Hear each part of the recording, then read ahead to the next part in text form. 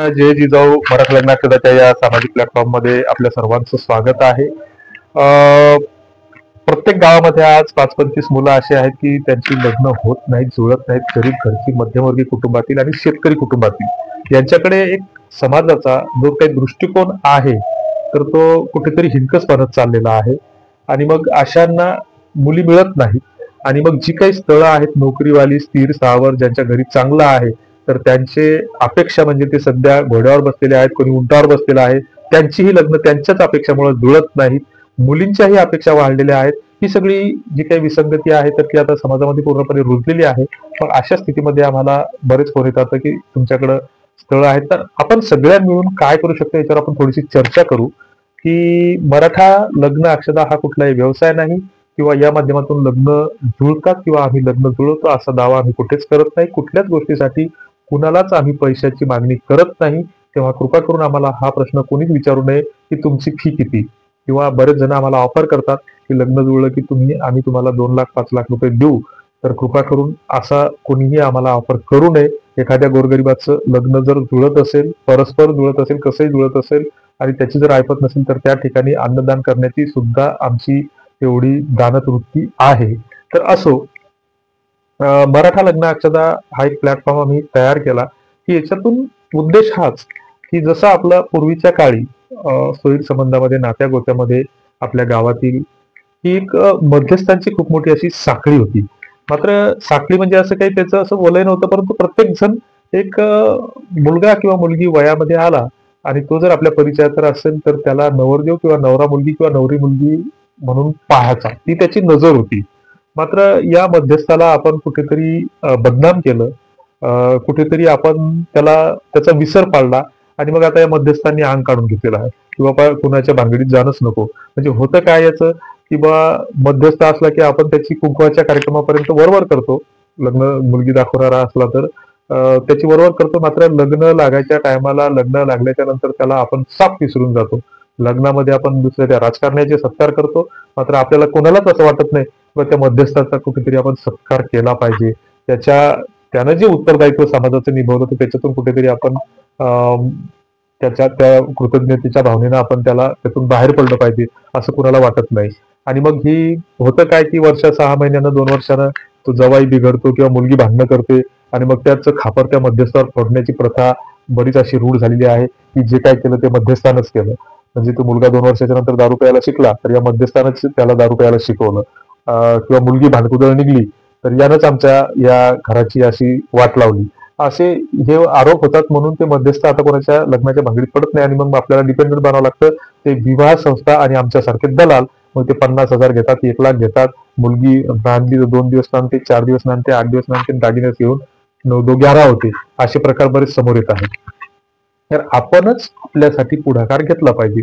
बरेच जण आमच्या व्हॉट्सअप ग्रुपवर नव्याने जॉईन होतात आणि प्रश्न टाकतात की याच्यावर सगळेच मुलांचे बायोडाटे येत आहेत, मुलींचे बायोडाटे येत नाहीत दादा. आणि बरेच जण गरीब घरच्या मुलींचे बायोडाटे टाकले पाहिजे, अनाथाश्रमातील मुलींबाबत विचारणा करतात. आणि मग गरीब घरच्या कमी शिकलेल्या मुलींचे बायोडाटे टाका. आता साधा सरळ आपण स्वतःच्या मनालाच सारा आपण शाळा शिकला असेल तर हा विचार केला पाहिजे की गरीब कुटुंबातील लोक हे विवाह संस्थेकडे बायोडाटा देतात का, पहिली गोष्ट ते बायोडाटा बनवतात का, हा विचारच आपण कधी कधी करत नाही.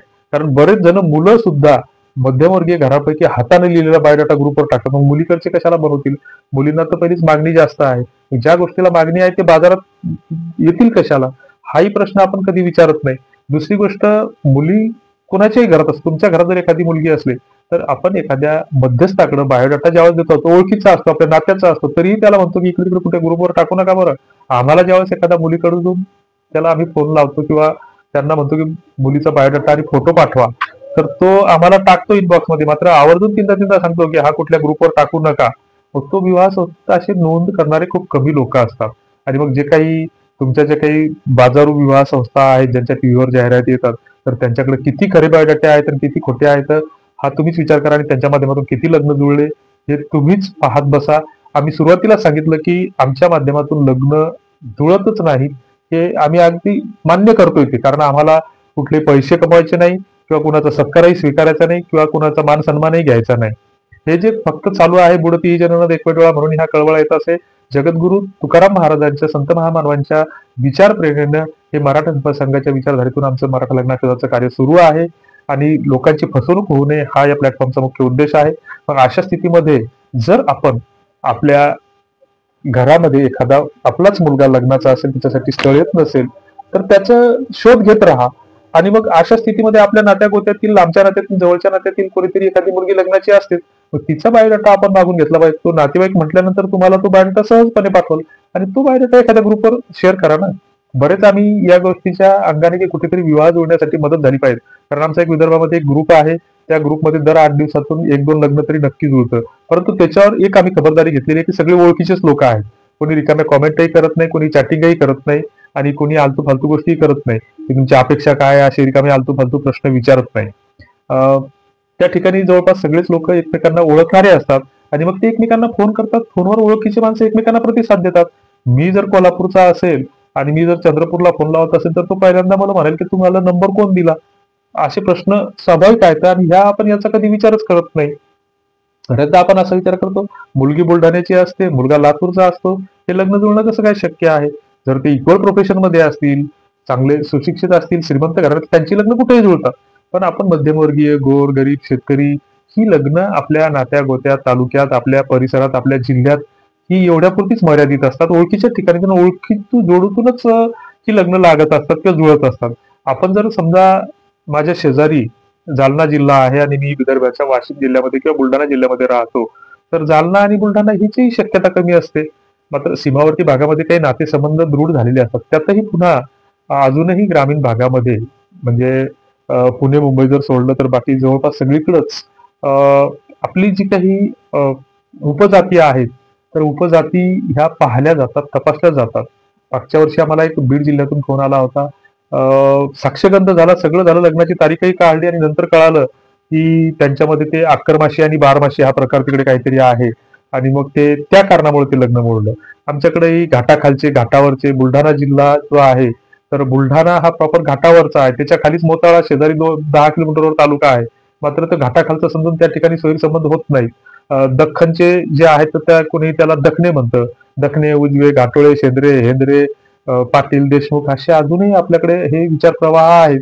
आणि मग ह्या सगळ्या तपासण्या झाल्या त्याच्यानंतर इथून तिकून थोडंसं एखादं जर पाटलाचं देशमुख आणि देशमुखाचं पाटलामध्ये व्हायला तयार असलं तर तिथं मग गण, गोत्र, देवक, गुण हे सगळ्या गोष्टी तपासल्या जातात. आणि त्याच्यानंतर ह्या गोष्टी कशासाठी तपासल्या जातात हे तुमच्या आमच्या विचारशक्तीच्या बाहेरचा प्रश्न आहे.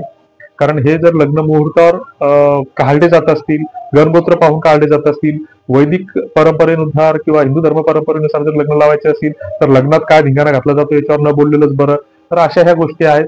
तर आपल्याला या गोष्टी माध्यमातून एक आव्हान असेल की मराठा लग्न अक्षदामध्ये तुम्ही जर तुमच्या नात्या गोत्याच्या मुलीचा बायोडाटा जर त्याच्यावर अपलोड करत असाल, त्याच्यावर तुमचा रेफरल आयडी क्रमांक टाकत असाल किंवा मोबाईल नंबर टाकत असाल किंवा मराठा लग्न अक्षदा ऍप्लिकेशनवर आमचा मोबाईल नंबर आहे आणि त्याच्यावर तुम्ही आम्हाला जर सांगत असाल फोन करून की हा बायोडाटा मी मुलीचा आमच्या अपलोड करतो आहोत आणि सोबत त्याच्यासाठी मात्र ओळखपत्र असणं आवश्यक आहे, त्याच्याशिवाय ते व्हेरीफाय होत नाही आणि जोडतो आहोत, त्या बदल्यात आम्ही तुम्हाला रोख मोबदला देण्यासाठी सुद्धा तयार आहोत. मुलांसाठी मात्र हे काही असणार नाही की जेणेकरून जास्तीत जास्त विवाह स्थळं त्याच्यावर आली पाहिजे आणि एकमेकांना माहिती झाली पाहिजे. दुसरीकडे व्हॉट्सअप ग्रुप जे आहेत आमचे त्या ब्लॉग सेक्शनवर तुम्ही तिथं जर ते जॉईन केले तर त्या ब्लॉग सेक्शनवर तुम्ही जॉईन करा. जॉईन केल्याच्या नंतर आम्हाला त्या ऍडमिनला मेसेज टाका किंवा मला या ग्रुपचा ऍडमिन बनवा. तुम्ही ऍडमिन बना आणि तुमच्या ओळखीची लोक त्याच्यामध्ये ऍड करा. म्हणजे ओळखीची लोक ऍड केली म्हणजे त्याच्यामध्ये दलाल आपोआप येणार नाही, फसवणूक करणारे आपोआप येणार नाही. म्हणजे होतं काय की एखाद्या मुलीकडचा एखाद्या ग्रुपवर बायोडाटा टाकतो आणि तो माझ्यासारखा उचलतो आणि तो स्वतःच्या ग्रुपवर टाकतो आणि त्याच्या नावाखाली पैसे कमावतो. त्याच्यामुळे बरेच जण मुलीचे बायोडाटा आता ग्रुपवर टाकायला सुद्धा टाळत आहेत. तर ह्या गोष्टी आपल्याला कराव्याच लागणार आहेत. तर आम्ही थोडंसं आता बदल करत आहोत, विभागनिहाय स्वतंत्र ग्रुप बनवत आहोत. तर ते तुम्ही जॉईन केले पाहिजे आणि आपल्याच विभागाचा ग्रुप जॉईन केला पाहिजे. नाहीतर मग काय होतं की मग तो पुणे विभागामध्ये जॉईन होतो, नाशिकमध्येही घुसतो, मराठवाड्यातही घुसतो, विदर्भातही घुसतो आणि मुंबई कोकणात पण जातो. तर हे असं कृपया करू नये. तुमच्या काही सूचना असतील तर आम्हाला कमेंट बॉक्समध्ये नक्की कळवा. फीडबॅक असेल तर फीडबॅक द्या. व्हिडिओ योग्य वाटत असेल तर इतरांना शेअर करा. नसेल वाटत तर इथं सोडून द्या. तुमचा धन्यवाद. जय जिजाऊ.